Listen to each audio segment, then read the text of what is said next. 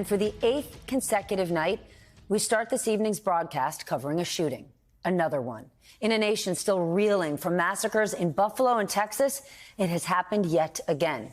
This time on a hospital campus in Tulsa, Oklahoma. Authorities say the suspect carried a rifle and a handgun into a medical building next to the hospital and opened fire. The officers that did arrive were hearing shots in the building, and that's what directed them to the second floor.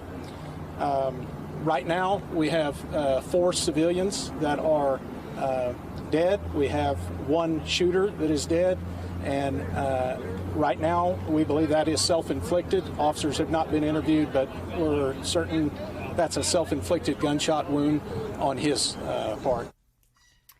This latest bloodshed comes after the school shooting in Uvalde, Texas, where 19 children and 2 teachers were brutally killed last Tuesday. Newly obtained video shows that attack unfolding.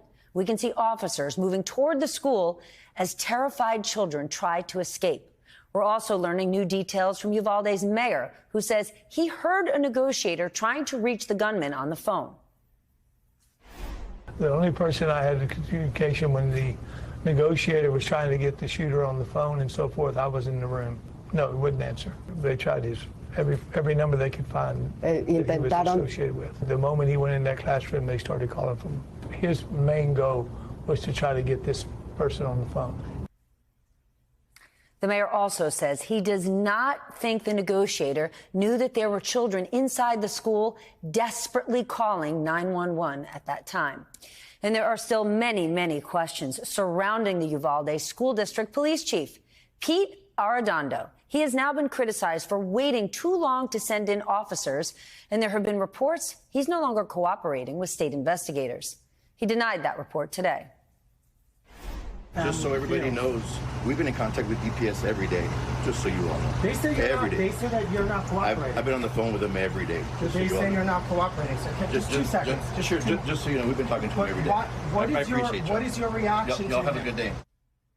Meanwhile, in Washington, House Democrats are pushing ahead with gun safety legislation. The Judiciary Committee expected to vote on a new measure tomorrow. And tonight, NBC News reporting a bipartisan, I wish I had a bell to ring, a bipartisan group of 9 senators has reached what they're calling a framework for a new gun measure. Earlier this evening, one of those senators described that process.